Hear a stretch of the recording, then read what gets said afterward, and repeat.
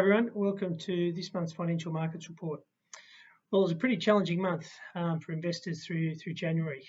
We saw some pretty significant sell-offs in equity markets as well as bond markets throughout the course of the month. Our local equity market was down over 6%, whilst we actually had domestic small caps were down over 9% throughout the course of January. So some pretty significant moves in that context. Global markets weren't spared either. We saw markets down anywhere from sort of 2 to 5% depending upon the currency exposure. And bond markets were again sold off throughout the course of January. And that was on the back of quite some significant moves in bond yields, particularly at the front end of the curve as investors really began to anticipate that central banks were going to start to aggressively increase cash rates throughout the first half of this year. And we really saw that on the back of some significant CPI prints, with inflation now running in the US over 7% on an annualised basis. From that perspective, the likelihood of the Fed actually starting with a 0.5% rise in official cash rates in March really now has got financial markets focused around that. And it's our expectation that we do believe that the Fed will aggressively start to move rates higher. And as I said, that had a flow-on implication for financial market performance, particularly equity markets and parts of the equity market. Those that are certainly more interest rate sensitive to higher rates really saw the brunt of that. When we think about some of the geopolitical issues going around, certainly that didn't help financial markets as well. And what we're seeing in Europe is clearly having some consternation in terms of financial markets performance, just the uncertainty as it relates to what that might mean for stability in Europe. At this stage, we don't see that what's going on there is going to impact central bank decision making, particularly in the US, but certainly as it relates to broader market investor nervousness, that certainly showed up in other parts of the market throughout the course of January, and it certainly hasn't helped the situation as we're into the middle part of February as well. And we believe that sort of instability is going to continue to drive markets over the medium term.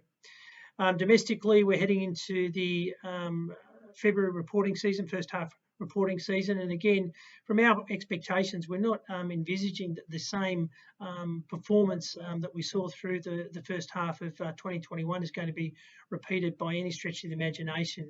Earnings growth is likely to moderate given where it's come over the last 12 months.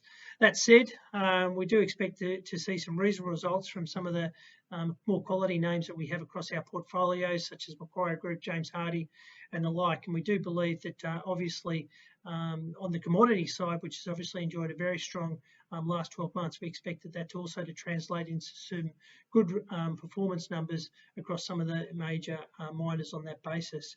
But January, by and large, was a challenging period for investors. We haven't materially altered our asset allocation over the course of the month. Again, as we've spoken about previously, we've looked to take risk off the table, and we've added some more defensive plays right across our portfolios.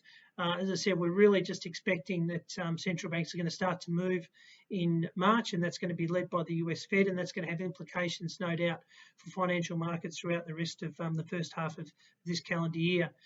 From an RBA point of view, we're still of the view that the RBA is going to take a more cautious stance as it relates to considering a rise in cash rates, despite the fact that obviously we have seen an uptick in our domestic inflation numbers. It's nowhere near as significant as what we've seen in offshore markets, and really, in our view, is probably at the upper end of that 2 to 3% band that the RBA is targeting. So we don't expect that should result in the RBA being overly aggressive in the way they position cash rates. That said, there's a potential for cash rates to rise through the back half of this year. As I said, that's not our base case. It does depend on how the inflation print looks through the second half of this year. But as I said, we think the RBA is going to take a far more cautious stance. So overall, a really challenging month for investors beginning the calendar year 2022 after a very strong 2021. And we think this year is going to be one of those more volatile years, and certainly a more challenging year for investors. And as I said, from our point of view, we'll be certainly looking to manage the portfolios, reduce risk as much as we can, but focus really on quality within the construct of our portfolios as a basis by which we'll look to deliver returns going forward.